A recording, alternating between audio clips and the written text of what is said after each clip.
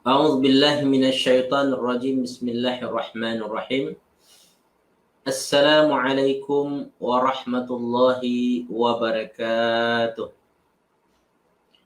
الحمد لله رب العالمين، والصلاة والسلام على أشرف الأنبياء والمرسلين وعلى آله وصحبه ومن اقتدى بهدي إلى يوم الدين. اللهم يا فتاح، اللهم يا عليم، اللهم يا خبير، اللهم يا مبدي، اللهم يا معيد، اللهم افتح علينا فتوح العارفين، وافتح علينا حكمتك، وانشر علينا من خزائن رحمتك يا أرحم الراحمين. اللهم ارحمنا بالقرآن واجعله لنا إماما ونورا وهدى ورحمة. اللهم ذكرنا منه ما نسينا، وعلمنا منه ما جهلنا، وارزقنا تلاوته آناء الليل وأطراف النهار، واجعله لنا حجة يا أرحم الراحمين. سبحان ربك رب العزة عما يصفون، وسلام على المرسلين، والحمد لله رب العالمين. Puji syukur kita kehadirat Allah Subhanahu wa taala atas pelbagai limpahan rahmat dan karunia pada kita semua. Kemudian salawat dan salam tidak lupa juga kita sampaikan dan peruntukkan untuk junjungan Nabi besar Muhammad sallallahu alaihi wasallam. Baik saudara fillah yang kasih sekalian, insya-Allah tadabbur kita pada hari ini akan fokus membincangkan surah An-Nahl ayat 89 dan 90. Dua ayat saja insya-Allah. Mari kita baca terlebih dahulu ayat-ayat ini dan sila tuan-tuan baca masing-masing di rumah. A'udzu billahi minasy syaithanir rajim. Bismillahirrahmanirrahim.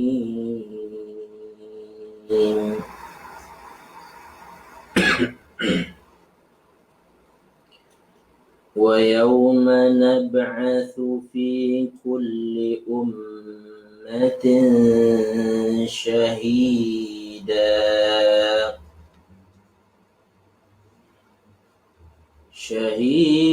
عَلَيْهِمْ مِنْ أَنفُسِهِمْ وَجِئْنَا بِكَ شَهِيدًا عَلَى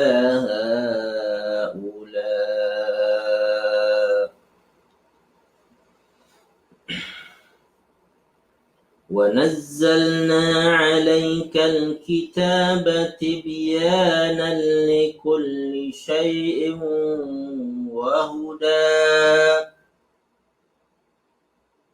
وَهُدًى وَرَحْمَةً وَبُشْرَى لِلْمُسْلِمِينَ.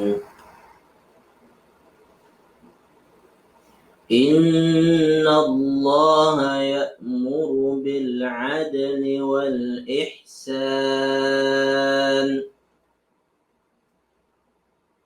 وَالْإِحْسَانِ وَإِيتَاءِ ذِي الْقُرْبَى وَيَنْهَى عَنِ الْفَحْشَاءِ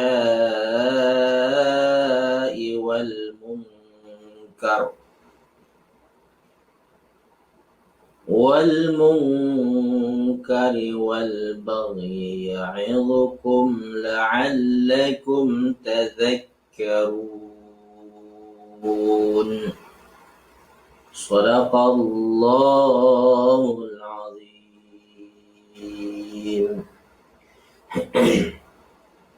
Pertama saya minta maaf tuan-puan, suara saya tak panjang nafas dia, jadi terpotong-potong. Saya tak boleh baca macam qari yang power lah. Baik, tuan-tuan kasih sekalian, kita lihat dari terjemahan ayat yang kita baca tadi, yang mana Allah Subhanahu wa taala berfirman dengan menyebut nama Allah yang Maha Pemurah lagi Maha Penyayang. Dan ingatlah pada hari ketika kami bangkitkan pada setiap umat seorang saksi atas mereka dari mereka sendiri. Dan kami datangkan engkau Muhammad menjadi saksi atas mereka.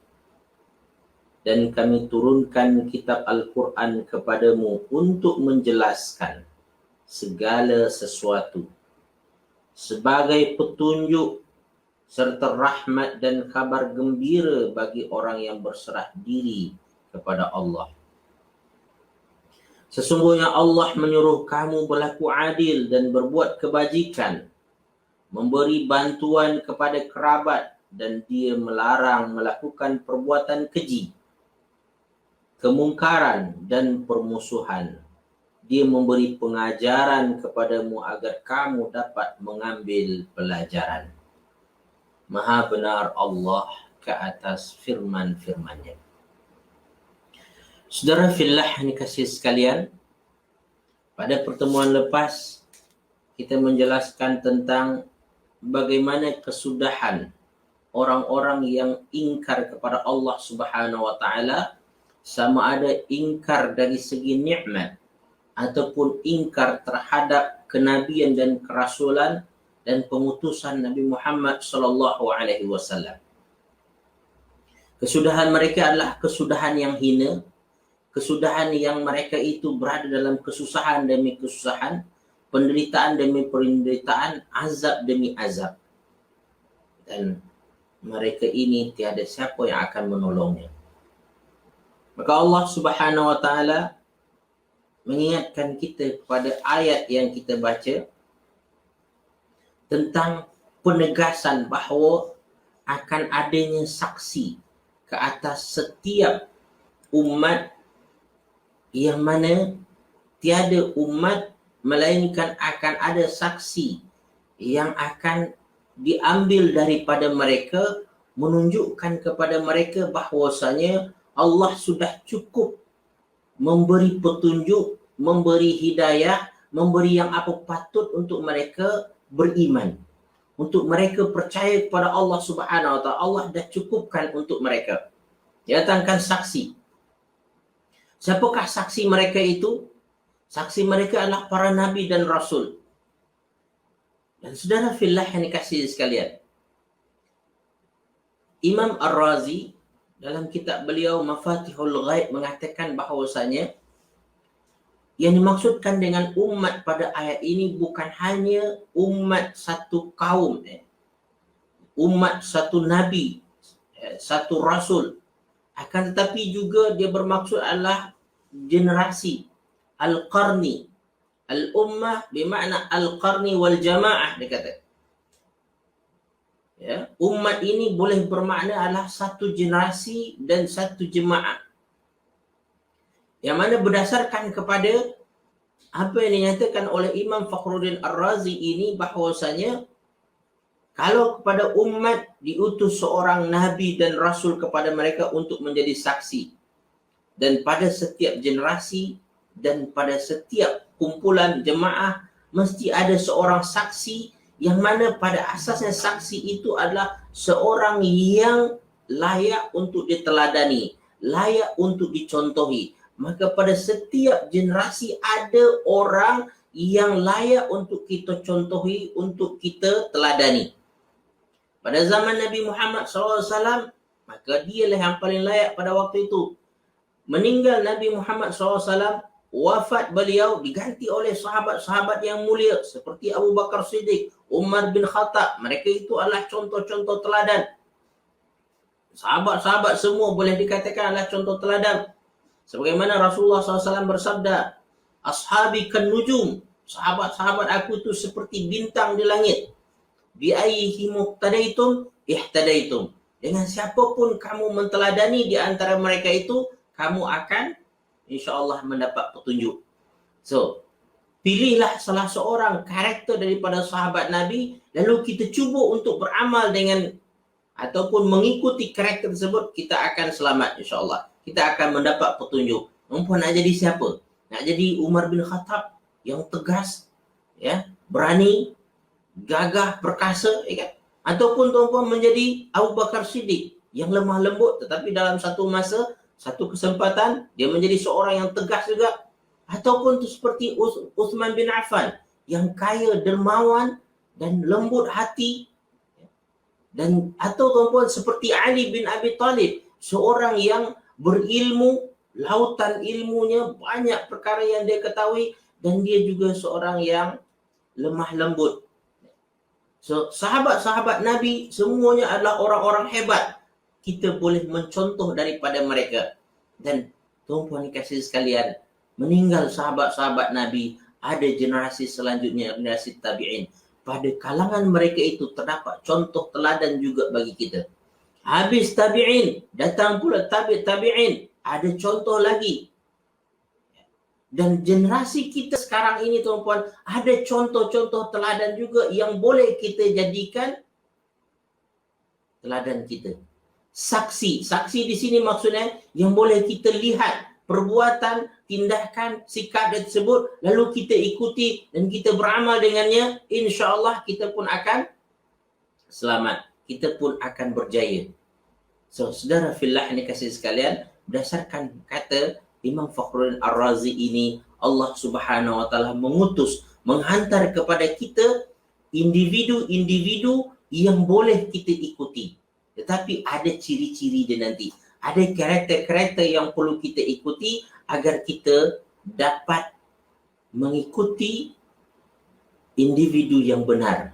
Individu yang betul-betul membawa kita kepada kebahagiaan dunia dan akhirat. Ini nanti kita akan bincangkan. Namun pada asasnya ayat ini mengingatkan kita bahawasanya pada setiap umat, pada setiap generasi, pada setiap jemaah dan kumpulan akan ada individu-individu yang mempunyai ciri-ciri yang boleh kita ikuti.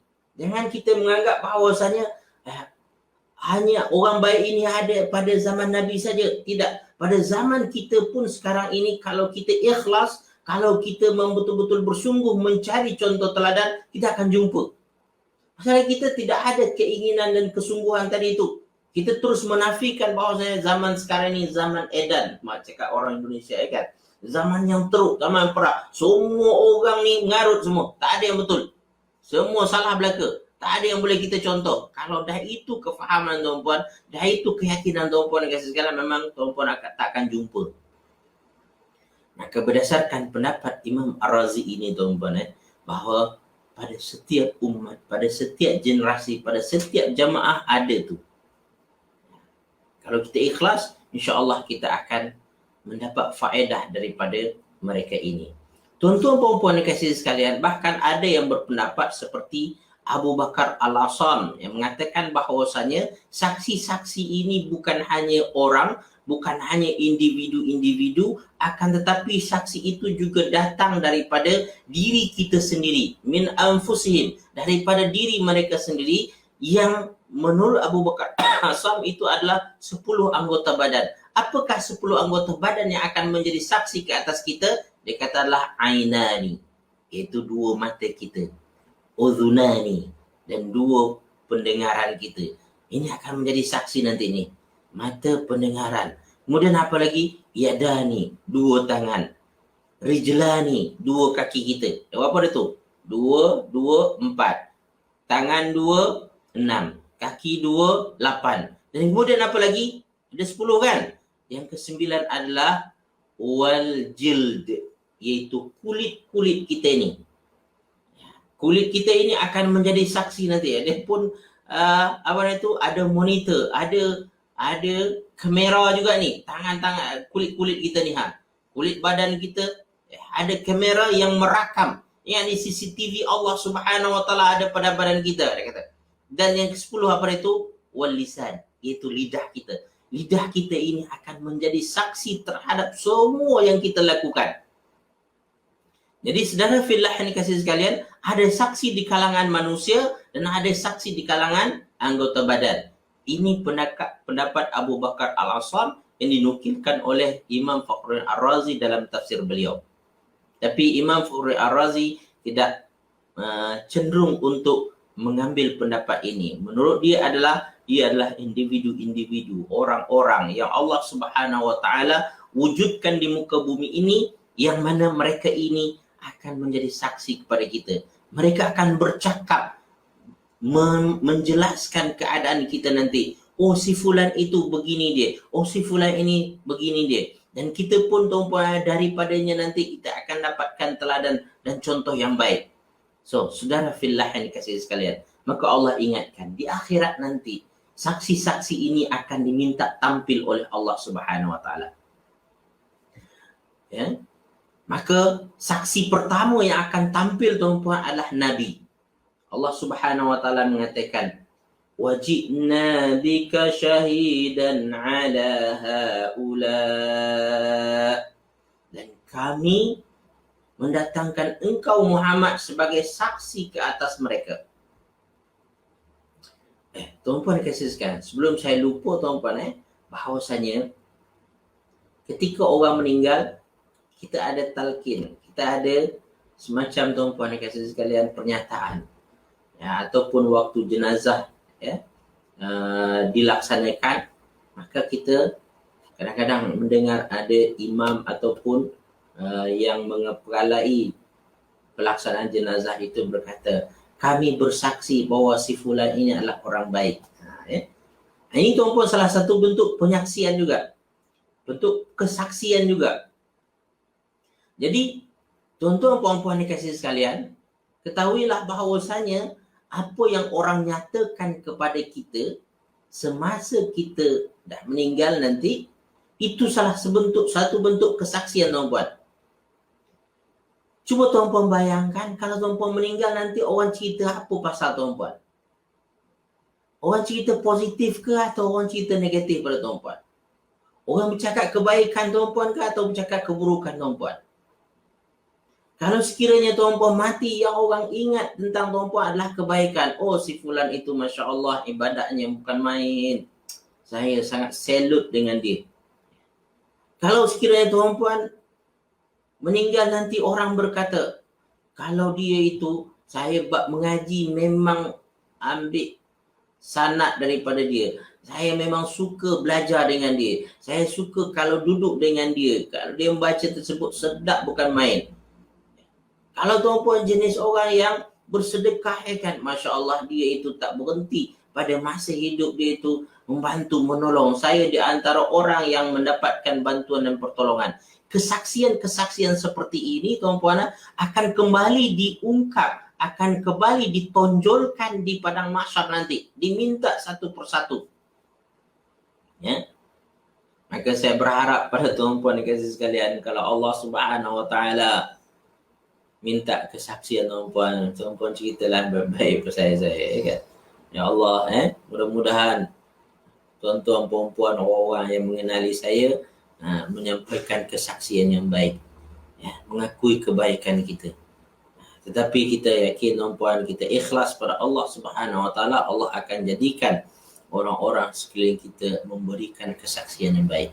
Ikhlas dengan hati, dia akan sampai kepada hati juga insya-Allah. Baik, tuan-tuan puan-puan dikasihi sekalian. Jadi Allah Subhanahu wa taala akan datangkan saksi-saksi ini nanti. Bermula dengan siapa pertama? Dengan para nabi dan rasul yang diutus kepada mereka. Saudara fillah yang dikasihi sekalian. Lalu Allah Subhanahu wa taala pada ayat, sebelum kita lanjutkan tuan-puan, kita ambil daripada tadabbur ayat ini dulu. Pada bagian ayat ini kita ambil satu tadabbur tuan-puan, bahawasanya mukmin produktif berusaha mengikuti teladan terbaik di zamannya. Arti kata tuan-puan, mukmin produktif tuan-puan, dia akan cuba cari orang yang boleh diteladani, orang yang boleh dia ikuti. Maka carilah, ikut kepada bidang. Sekarang ini tuan-puan tak boleh ikut orang pada semua bidang. Ya. Zaman Nabi tuan-puan terkumpul padanya segala kebaikan. Maka tuan-puan mencontoh padanya apapun. Bab dunia, tuan-puan contoh, bab akhirat, tuan-puan contoh, bab akhlak, tuan-puan boleh ikuti semua bidang. Ya, sebagai seorang ayah, dia bagus. Seorang ibu, dia bagus. Seorang ibu minta maaf. Dia, seorang pasangan, dia bagus tuan-puan. Seorang pemimpin, seorang guru, memang dia adalah yang terbaik tuan-puan. Maka semuanya tuan-puan boleh ambil dari satu individu. Dari satu individu tuan-puan boleh dapat semuanya. Tapi untuk zaman kita sekarang ni tuan-puan, susah kita kan dapat seorang yang mencakup semua kebaikan itu ada pada dirinya. Maka Tuan-puan kena bersedia bahawasanya dalam bab ini saya nak tiru si fulan ni. Dalam perkara ini saya akan ikut si fulan ni. Memang kita perlu seperti itu. Barangkali tuan-puan akan jumpa ada orang yang hebat dari segi bermasyarakat tuan-puan tapi fail pada rumah tangga, keluarga dia. Dalam hal ini tuan-puan dan kawan-kawan, kita kena berlaku adil. Nanti kita akan bincang tuan-puan tentang Allah perintahkan kita berlaku adil. Di antara berlaku adil tuan-puan, tuan-puan kena menilai orang tersebut dari segi mana yang menonjol bagi dia. Tuan-puan ambil daripada yang menonjol tersebut. Kalau dia adalah seorang yang berjaya di tengah masyarakat, ya kan? Apa yang menyebabkan dia berjaya? Ya? Faktor kelebihan dia tersebut apa dia? Tuan-puan contoh dari segi itu. Dan tuan-puan nampak kelemahannya puan di pengurusan rumah tangga dia gagal, ya kan? Dia bercerai. Anak masalah, ya kan? Dan tuan-puan itu boleh saja terjadi tuan-puan. Yang ini tuan-puan anggap sebagai satu ujian bagi dia, tuan-puan tak ikut dalam hal tersebut. Janganlah tuan-puan mengambil satu kesimpulan pula orang yang berjaya di tengah masyarakat adalah orang yang gagal dalam keluarga. Tak semestinya seperti itu. Ada orang yang berjaya dalam kehidupan bermasyarakat dan dia berjaya juga dalam kehidupan rumah tangga dia. Kita cuba ambil tersebut, balance kan. Tapi tuan-puan kena ingat juga, kadang-kadang orang yang berjaya tengah masyarakat, berjaya dalam kehidupan masyarakat, dengan Allah Subhanahu Wa Taala dia kurang. Ya? Jadi ada plus and negatif dia. Mana yang plus kita ambil, mana yang negatif kita tinggalkan. Jadi untuk mendapatkan teladan yang mencakup, komprehensif ada pada satu individu di zaman kita sekarang ini sangat susah. Maka berpada-padalah tuan-puan. Tuan-puan nak ambil dari orang ni, ambil dalam bidang ni. Dari orang ini ambil dalam bidang ni. Nak bab masak kan tuan-puan ambil dari si fulan ni. Tapi kalau bab urus rumah tangga, dia tak boleh. Masak je pandai. Tapi dalam bab lain dia tak pandai. Contohlah kan. Ada orang tuan-puan dan kawan sekalian, mungkin dari segi komunikasi pandai kan. Bercakap pandai. Tapi tuan-puan dari segi kerja-kerja pengurusan dia fail, dia gagal. Itu biasa itu. Ya. Jadi ada orang yang mampu untuk berfikir secara makro. Orang cakap kan. Ini bahasanya lah. Berfikir secara makro. Tetapi secara mikro nanti, dia tak boleh lagi dah. Berfikir secara general. Tetapi ketika detail, dia tak boleh. Ini tuan-puan ada manusia-manusia seperti ini. Maka mukmin produktif tuan-puan dia pandai menilai. Dalam bab ini aku tiru si fulan ini, dalam bab ini saya ambil dari si fulan ini. Mana yang buruk daripada saya tak ambil, tak ikut. So, saudara fillah yang dikasihi sekalian, mukmin produktif akan mengambil teladan terbaik di zamannya. Dia berusaha itu. Insya-Allah dengan cara ini tuan-puan dia akan ikut. Dia akan menjadi yang terbaik juga. Saudara fillah yang dikasihi sekalian, kita lanjutkan pada tafsir ayat selanjutnya. Tadi itu kita bincangkan sedikit iaitu mengenai tadabbur. Tafsir ayat 89 sambungannya. Selain Allah Subhanahu Wa Taala menyebut tentang kesaksian, Allah juga menurunkan kitab Al-Quran sebagai panduan hidup. Kalau boleh kita katakan ada kesaksian dalam bentuk individu dan ada kesaksian dalam bentuk kitab. Maka Allah Subhanahu Wa Taala menjadikan kesaksian manusia boleh saja hilang atau boleh saja habis. Sebagaimana Nabi apabila dia tak ada, dia meninggal dah. Dia tak kekal. Tapi tuan-puan kasih sekalian, kitab dapat diteruskan. Tak ada Nabi, tapi kitab ada. Jadi, contoh puan-puan dan kasih sekalian, kalau tak ada individu tersebut, hasil karya dia ada. Boleh kita ikutkan. Tapi hasil karya Rasulullah SAW bukan dia buat, tapi Allah Subhanahu Wa Taala anugerahkan. Iaitu Al-Quran. Dan Allah Subhanahu wa taala menjelaskan tentang fungsi Al-Quran. Apa dia? Pertama adalah berfungsi sebagai penjelas, tibyanan likulli syai'. Allah kata, "Wa nazzalna 'alaikal kitaba tibyanan likulli syai'."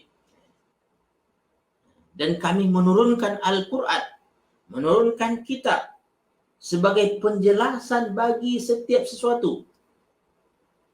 Maka apabila kita ingin mendapatkan kesaksian yang kekal, yang kita boleh lihat sepanjang masa, itu ada Al-Quran. Kalau kita tidak menemukannya daripada Rasulullah SAW, ya kan? Kalau kita tak jumpa dengan Rasulullah SAW, kita dapat mendengar daripada langsung, ya kan? Maka kita baca Quran. Apabila seorang mukmin produktif berhadapan dengan masalah, perkara pertama yang dilakukan adalah akan merujuk pada Al-Quran dulu. Tengok Al-Quran, baca Al-Quran. Maka Al-Quran itu akan ada penjelasan. Disebutkan tibyanan di sini tuan-puan, dia bukanlah penjelasan yang detail sampai sedetail-detailnya, tidak. Penjelasan yang mungkin bersifat general, ambil bahagian-bahagian tertentu, tetapi apabila kita fikirkan, kita dalami lagi, maka kita akan dapatkan, ya Allah, inilah sebenarnya isyarat dalam Al-Quran ini. Jadi Al-Quran ini mengisyaratkan seperti ini. Dan inilah maksud dia mungkin. Detailnya bagaimana? Detailnya daripada Al-Quran adalah, satu adalah tuan-puan baca sunnah Rasulullah SAW. Baca hadis-hadis Rasulullah SAW. Maka hadis-hadis Rasulullah adalah penjelas kepada sunnah, kepada ayat-ayat Al-Quran. Dan tuan-puan untuk dapat detail lagi adalah tuan-puan berfikir, tuan-puan mentadaburi, mentafakuri alam ini, pemerintah. Maka tuan-puan akan sampai kepada satu kesimpulan, ya Allah, ternyata dalam Al-Quran sebenarnya sudah ada diisyaratkan. Maka saudara fillah yang dikasihi sekalian, kita akan dapatkan penjelasan itu nanti. Maka ramai di antara yang datang program tadabbur saya, kadang-kadang tuan-puan datang kepada saya selepas kuliah, ya kan?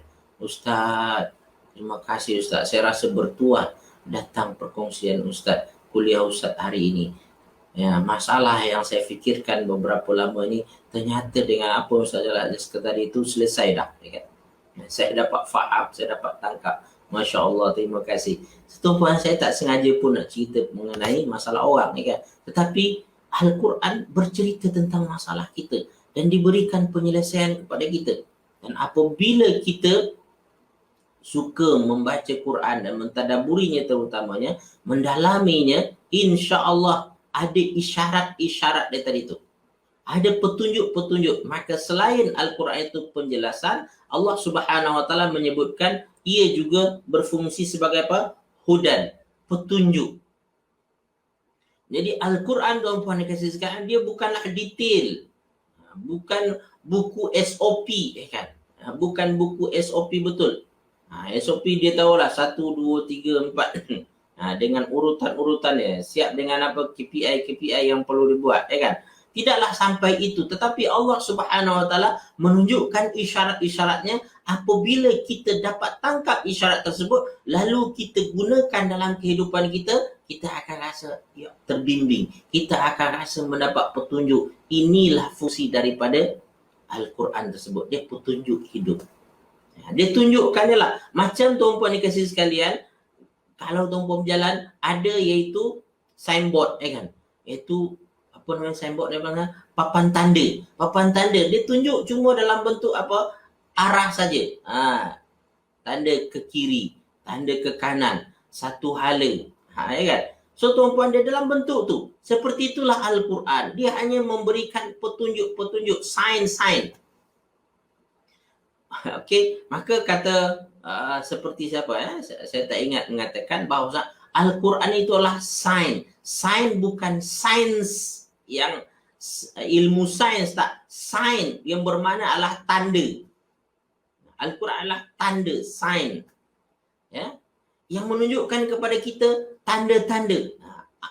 Dia tak detail tahu, dia tanda-tanda cuma.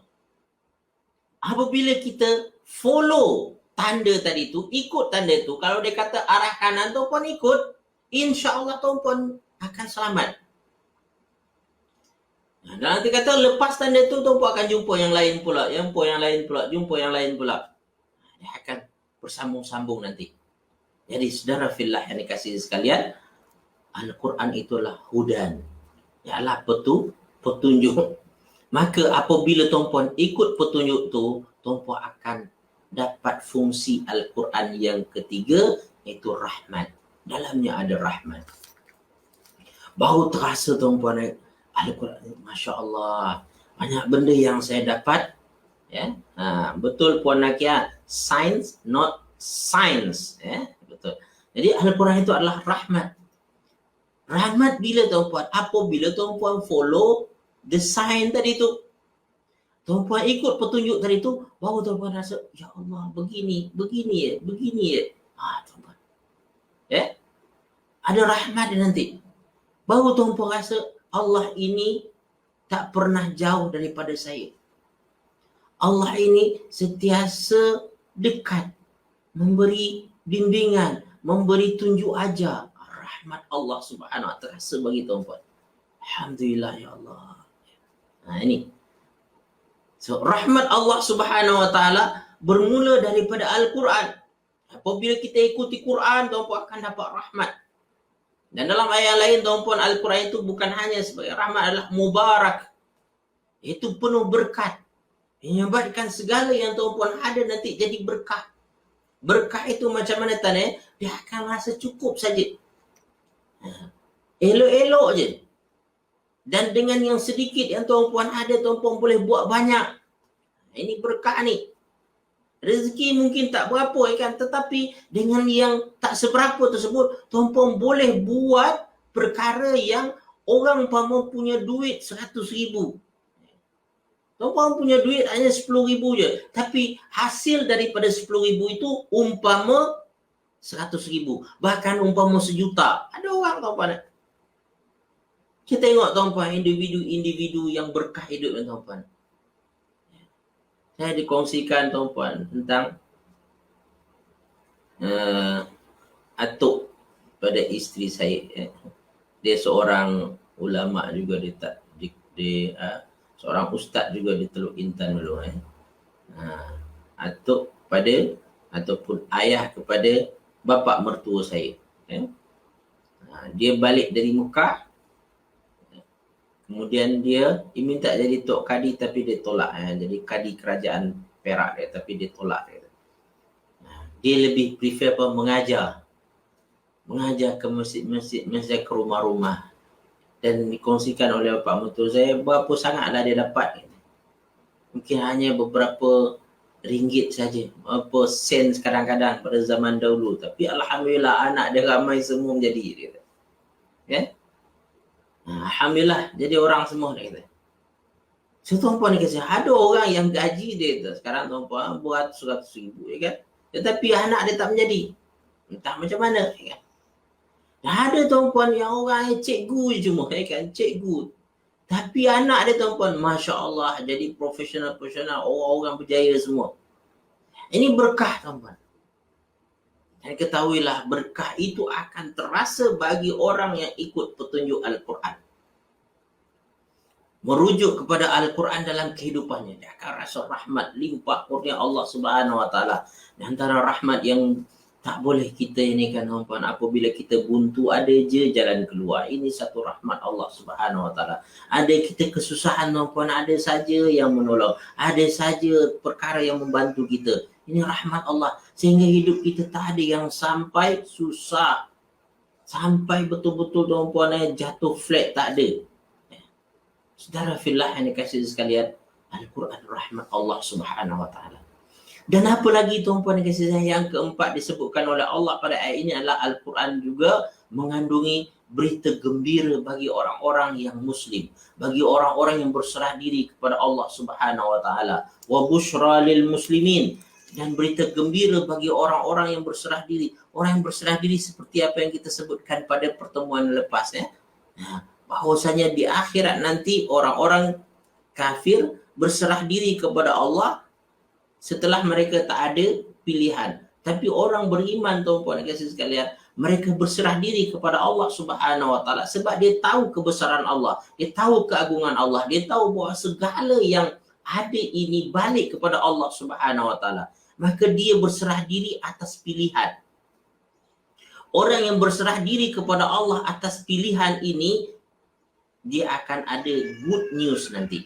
Allah akan bagi kepadanya berita-berita gembira yang menyebabkan dia rasa semakin semangat untuk melakukan kebaikan, semakin semangat mendekatkan hubungannya kepada Allah Subhanahu wa taala.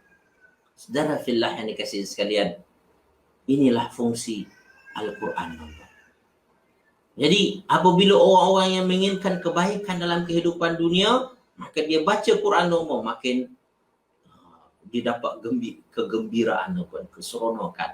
InsyaAllah iman yang aku yakini, InsyaAllah amal saleh yang aku lakukan, Allah Subhanahu wa taala tak akan sia-siakan. Allah akan balas, yang Allah akan ganti dengan baik. Tuan-tuan puan-puan dikasihi sekalian, alhamdulillah. Ya, kita lihat apakah tadabbur daripada ujung ayat 89 ini. Teladan yang baik adalah teladan yang kuat berpegang dengan Al-Quran dan Sunnah. Ini dia. Tadi kita kata bahawasanya pada setiap generasi, pada setiap kumpulan jemaah akan ada individu-individu yang boleh kita jadikan saksi dan kita jadikan juga teladan, jika kita jadikan contoh bagi kita apakah tandanya, apakah sifat utamanya kuat berpegang dengan Al-Quran dan Sunnah Rasulullah SAW. Dia cuba untuk laksanakan isi Al-Quran, dia cuba untuk laksanakan sunnah-sunnah Rasulullah SAW. Maka semakin tuan-puan melihat seseorang semakin dekat dengan Al-Quran, semakin dekat dengan sunnah Rasulullah SAW, tuan-puan, contohlah dia.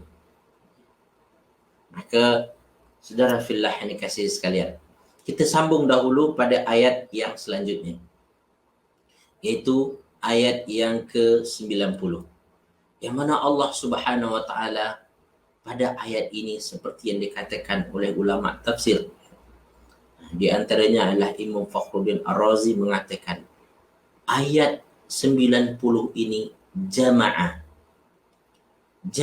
fi hadhihi al-ayati ma yattasilu bitaklifi fardan wa naflan.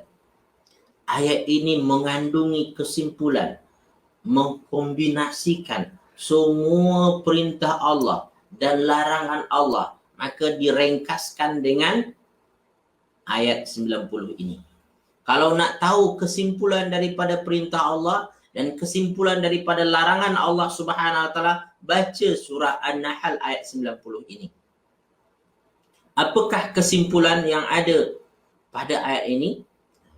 Sebelum kita bercerita tentang kesimpulannya, tuan-puan, kita ingin tahu dahulu apa asbabun nuzul ayat ini. Asbabun nuzul ayat ini diriwayatkan oleh Uthman bin Maz'un, yang mana dikatakan bahawasanya ketika turun ayat ini, Uthman bin Maz'un ini baru masuk Islam. Aslamtu awalan ma aslamtu awalan illa hayaan min Muhammadin sallallahu alaihi wasallam. Uthman bin Maz'un sendiri pernah mengaku bahawasanya dia masuk Islam pada permulaannya hanya segan dengan Nabi Muhammad SAW. Dia segan. Dia kata masuk Islam tu segan dengan Muhammad sebab Nabi Muhammad ni orang baik. Ketika dia ajak, dia ikutlah. Ini yang dinyatakan oleh Uthman bin Maz'un. Walam yataqarraril Islam fi qalbi, kata. Islam pada masa itu belum masuk ke dalam hati saya. Baru hanya seperingkat, iaitu ikut-ikut saja baru. Belum Islam yang kuat. Fahadartuhu zata yaumin. Maka pada satu hari saya menemui Rasulullah SAW. Lalu Rasulullah SAW memanggilnya. Wahai Uthman, duduk sini. Maka Uthman pun duduk di samping Rasulullah SAW. Dan ketika Uthman duduk di samping Rasulullah SAW, ini bukan Uthman bin Affan, Uthman bin Maz'un, dia lain orang dia. Maka Uthman bin Maz'un ini berkata, ketika aku duduk tersebut, Rasulullah SAW tiba-tiba memandang ke langit. Dan ketika memandang ke langit tersebut, beberapa saat lepas tu Rasulullah SAW macam mengangguk menandakan faham. Ya. Lalu dia melihat ke arah sebelah kananku, dia kata. Kemudian dia pandang lagi ke langit, dia kata. Dan ketika dia balikkan, dia mengangguk-angguk lagi. Ya. Dan aku yang melihat tersebut merasa pelik. Sehinggalah Rasulullah SAW, aku tanya. Kata. Dan Rasulullah SAW menjawab, sesungguhnya baru saja datang kepadaku malaikat Jibril. Menyampaikan wahyu kepadaku. Yang mana wahyu itu Allah Subhanahu wa taala memerintahkan aku dengan firman-Nya, innallaha ya'muru bil adli wal ihsan wa ita'i dzil qurba wa yanha 'anil fahsya'i wal munkar ya'idzukum bih wal munkari wal baghi ya'idzukum bih la'allakum tadhakkarun. Saya dapatkan wahyu ini, yaitu sesungguhnya Allah memerintahkan kamu untuk berlaku adil. Pertama itu memerintahkan untuk berlaku adil. Kemudian wal ihsan, dan berbuat baik, wa ita'i dzil qurba, membantu karib kerabat, wa yanha 'anil fahsya'i wal munkar, melarang daripada perkara keji dan mungkar, wal baghi, dan baghi itu bermakna permusuhan dalam satu tafsir, dan ada lagi beberapa makna kita akan bincangkan nanti. Tuan-tuan dikasih sekalian, ya'idzukum bih, itulah yang diperintahkan kepadaku, disuruh untuk kamu melakukan semua. Mudah-mudahan kamu mengambil pelajaran daripadanya. Saudara fillah yang dikasih sekalian, apabila aku mendengar ayat itu, masuk dalam hati aku Islam. Maknanya Islam ini, dia kata, menyuruh kepada kebaikan. Menyuruh kepada perkara yang memang fundamental dalam kehidupan ini. Perkara fundamental itu adalah berlaku adil, berbuat baik, menjaga hubung kerabat, menghindarkan perkara keji dan mungkar serta permusuhan. Dan saya rasa ini adalah satu perintah yang terbaik. Maka semenjak itu, kata Uthman bin Maz'un, masuklah Islam itu ke dalam hati aku. Aku rasa Islam itu memang yang terbaik. Panduan hidup yang sesuai. Ya, ini yang dikatakan oleh Uthman ibn Maz'un. Jadi ia turun pada waktu Uthman ibn Maz'un datang pada Rasulullah SAW. Sehingga Islam itu masuk dalam hati dia, tuan-tuan. Baik, saudara fillah yang dikasihkan. Oleh itu Islam kandungannya apa? Kandungannya lebih kurang ini sebenarnya. Kesimpulannya ada pada ayat ini. Sebenarnya dikatakan Qatadah lagi, tuan-puan, tiada akhlak mulia di zaman jahiliah melainkan Allah perintahkan. Nanti kata Allah, Islam ini memberi yang terbaik. Mana yang baik pada zaman jahiliah disebutkan balik. Mana yang buruk dibuang. Dan disimpulkan semua yang baik itu pada 3 perkara. Apakah dia? Pertama, yaitu berlaku adil. Berlaku adil, tuan-tuan, ini adalah kesimpulan daripada agama ini. Keadilan yang menyeluruh dalam segala hal, dalam segala perkara. Maka keadilan ini mencakup, tuan-tuan, keadilan zahir, keadilan batin. Keadilan zahir macam mana? Keadilan dalam segi penampilan luaran kita. Dari segi batin pun seperti itu juga. Adil dalam semua bahagian dalam kehidupan, dalam diri kita. Kita ada bahagian roh, ada bahagian hati, ada bahagian nafsu, ada bahagian jasad. Kalau tuan-puan boleh menyeimbangkan itu semua, makin bagus.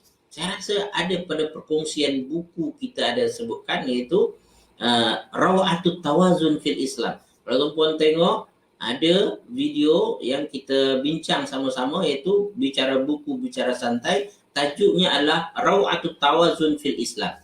Iaitu indahnya keseimbangan dalam Islam. So Islam itu agama yang seimbang, agama yang menjaga semua level kehidupan ini agar seimbang. Semakin pandai tuan-puan menyeimbangkan apa-apa yang ada dalam kehidupan, maka itulah Islam sebenarnya. Kita ada yang bersifat rohi, ada yang bersifat jasadi. Tuan-puan kena ada bahagian tu. Kalau dapat menyeimbangkan, bagus. Dan kita ada tuan-puan urusan hablum minan nas, ada hablum minallah. Hubungan dengan Allah, hubungan dengan manusia. Kalau tuan-puan dapat menyeimbangkan itu, makin bagus. Arti kata, hubungan dengan Allah tuan-puan jaga, hubungan dengan manusia pun tuan-puan jaga. InsyaAllah itu terbaik.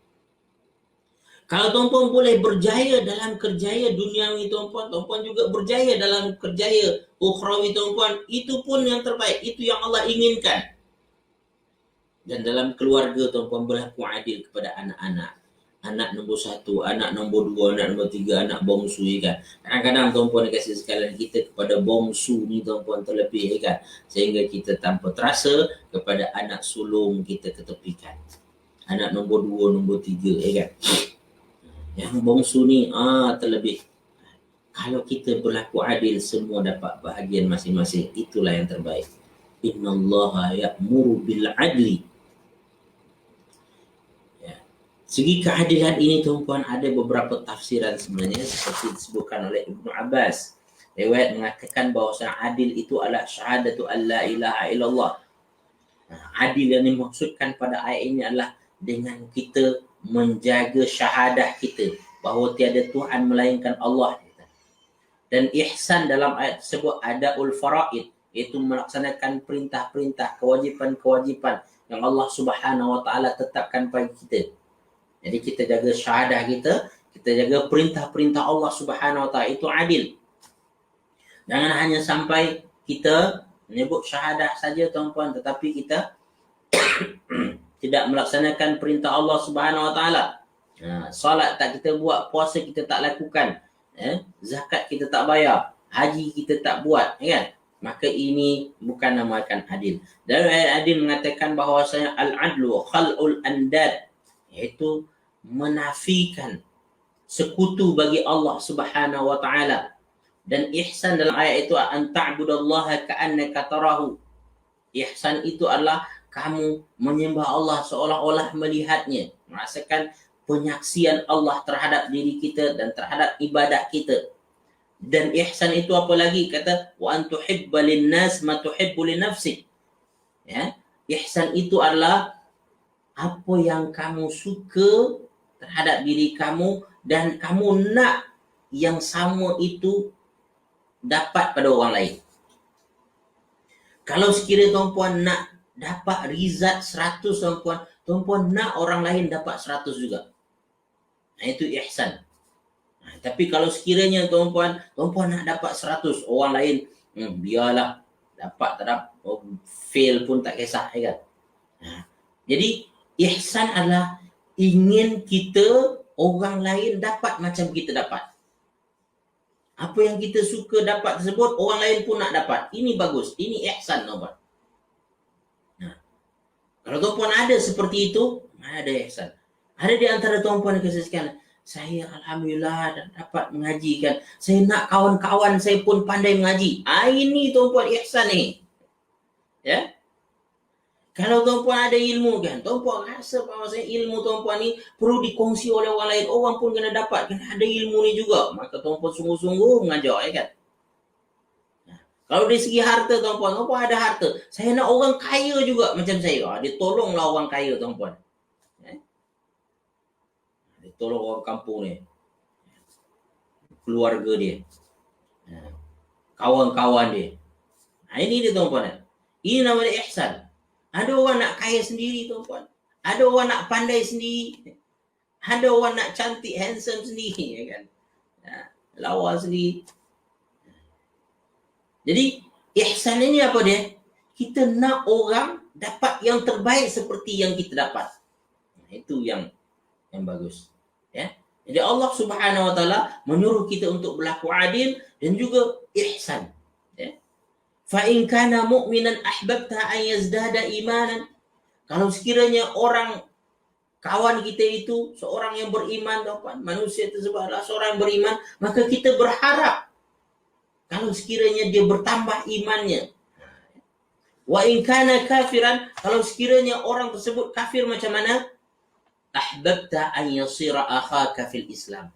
Tuan-puan sangat mengharapkan, berkeinginan kalau sekiranya kawan tersebut masuk Islam. Saya ada jumpa tuan-puan kasih sekalian yang berkongsi dengan saya, Ustaz, saya ada kawan saya bukan Islam tapi dia baik, Ustaz. Saya sangat berharap dia ini masuk Islam, Ustaz. Tolong doakanlah, Ustaz. Tolonglah apa nama dia? Doakan semoga dia terbuka hatinya untuk dapat hidayah. Ada saya jumpa tuan-tuan. Ini tanda sayang, tuan-tuan. Ini tanda ihsan kita. Ya. Dan ada mengatakan bahawasanya adil itu adalah tauhid. Dan ada mengatakan ihsan itu adalah ikhlas. Ada lagi ya. Nah, ada adil itu dalam perbuatan, ihsan itu dalam perkataan. Ya. Nah, ini ada pendapat-pendapat yang di kalangan ulama tafsir menjelaskan makna adil dan ihsan. Tetapi secara asasnya ayat ini bermakna umumlah bahawasanya berlaku adillah kamu dalam segala hal dan berbuat ihsanlah, berbuat yang terbaik. Ini yang menjadi intipati agama ini, tuan-tuan. Buat yang terbaik. Islam itu bukan hanya setakat biasa-biasa saja. Tak, Islam suruh kita buat yang terbaik. Ini nama dia Islam. Ketahuilah, tuan-puan, disebabkan inilah hati Utsman bin Maz'un, tuan-puan, menjadi kuat, kukuh keyakinannya dengan Islam. Sebab dia nampak yang terbaik tersebut. Nabi Muhammad yang terbaik, sahabat-sahabat Nabi yang ada pada waktu itu berusaha untuk menjadi yang terbaik. So, innallaha ya'muru bil adli wal ihsan. Dan perkara ketiga daripada, jadi kedua tadi apa? Berbuat ihsan. Dan perkara ketiga, tuan-puan kasih sekalian, adalah Islam menggalakkan kita untuk menjaga hubungan kekeluargaan. Hubungan yang pernah terbina di dalam kehidupan kita, dalam Islam itu digalakkan untuk kita rapatkan, kita jaga itu, kita pelihara itu. Yang pernah berkawan dengan kita tetap jaga hubungan perkawanan persahabatan tersebut. Islam bukanlah agama yang memecah belahkan. Islam bukanlah agama yang menyebabkan kita berkelahi, bergaduh sesama kita. Tidak.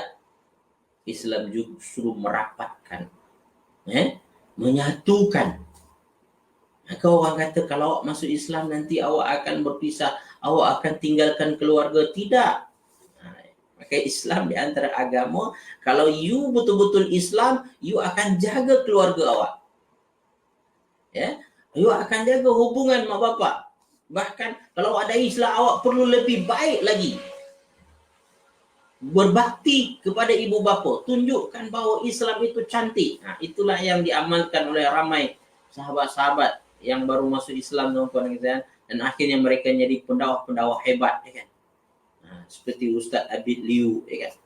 Ataupun Brother Firdaus Wong, ya. Akhirnya ahli keluarga dia masuk Islam, tuan-tuan.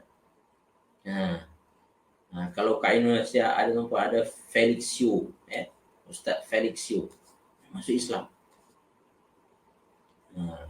Kini Ustaz Farid Ravi ada lagi kan. Masya Allah, tuan-tuan. Mereka ini ketika masuk Islam menunjukkan teladan yang baik sehingga pada akhirnya lambat laun, tuan-tuan, satu persatu daripada ahli keluarga dia masuk Islam juga. Nah, ini Islam. Tapi ada sekarang ni, tuan-tuan, dengan mendakwa dia seorang Muslim, maka dia tak jaga hubungan kekeluargaan. Dia menganggap bahawa keluarganya teruk, maka tak perlu nak diperhatikan. Ya, salah itu, tuan-tuan. Kita cari jalan macam mana tetap menjaga hubungan kekeluargaan itu. Baik, ini kesimpulan daripada perintah Allah Subhanahu Wa Taala. Dan ketika Allah menyebutkan tentang 3 kesimpulan perintah Allah, Allah sebutkan juga, tuan-tuan, 3 larangan. Kesimpulan larangan Allah Subhanahu Wa Taala. Apakah yang 3 tersebut? 1. Ada 3 kesimpulan larangan Allah.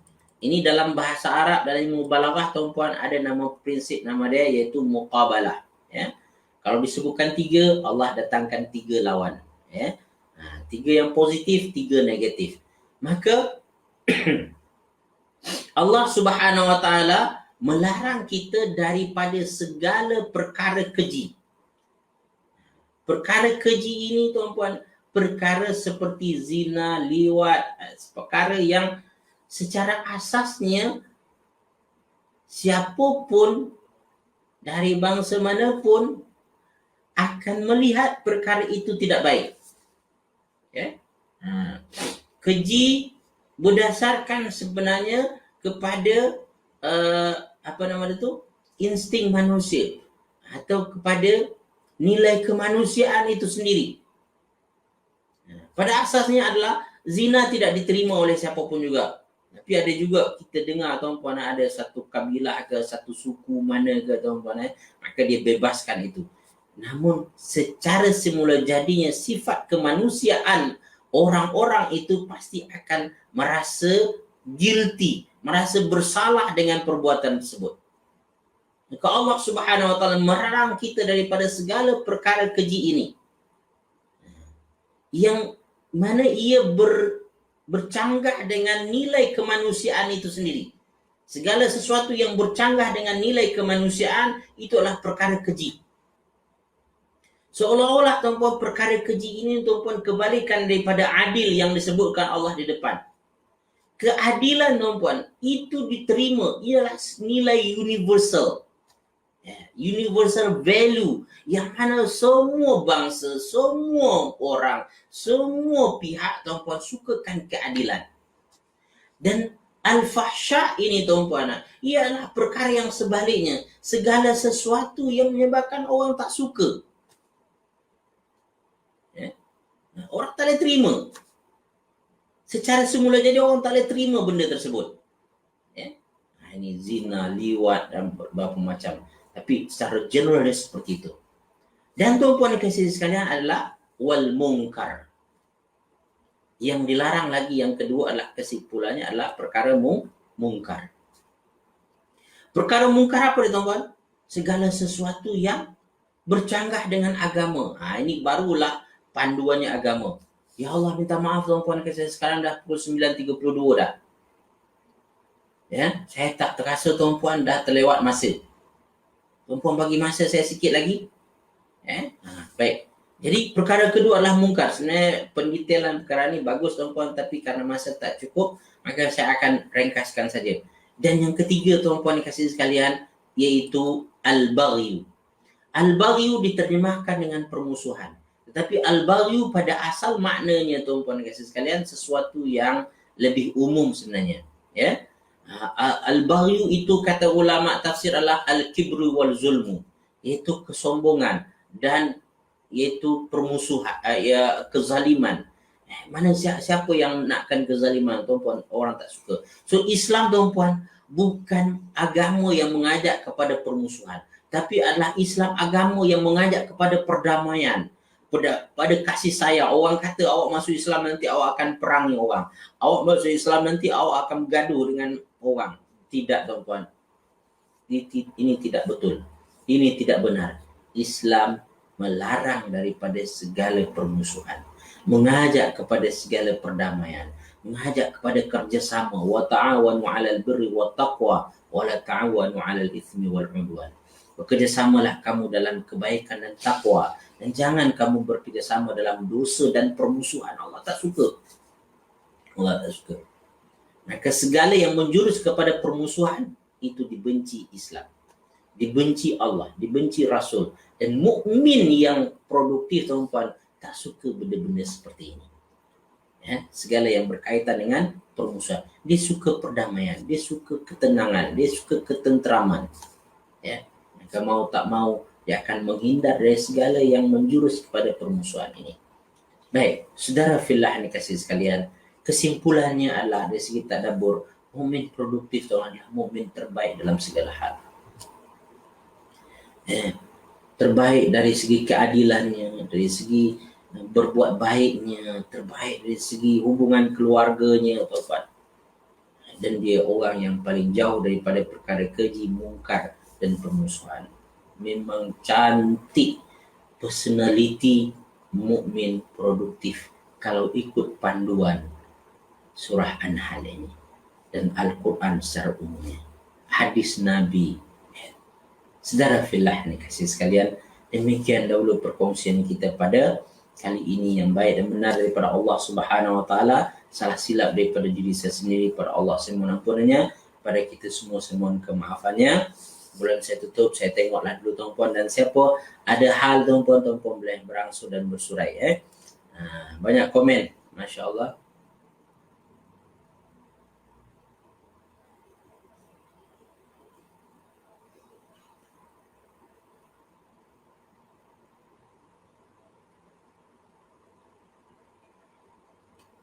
Okay, saya tak faham ada orang. Okay. Terima kasih kepada semua siapa yang ada. Ya, alhamdulillah. Dan terima kasih kepada Kak Rahimah. Jazakillah khairan kathiran. Terima kasih pada semua Tuan Haji Yaakob, Kak Nur Aini. Rasa demikian saja dulu perkongsian kita pada hari ini. Yang baik dan benar daripada Allah Subhanahu Wa Taala, salah silap daripada diri saya sendiri, pada Allah saya mohon ampunannya, pada kita semua saya mohon kemaafannya. Kita tutup dengan tasbih kafarah dan surat al-asri. Subhanakallahumma bihamdik, asyhadu an la ilaha anta astaghfiruka wa atubu ilaik. A'udzu billahi minasyaitonir rajim. Bismillahirrahmanirrahim. Wal 'asr innal insana lafi khusr illa alladhina amanu wa 'amilus salihati wa tawassaw bil haqq wa tawassaw bis sabr. Assalamualaikum warahmatullahi wabarakatuh.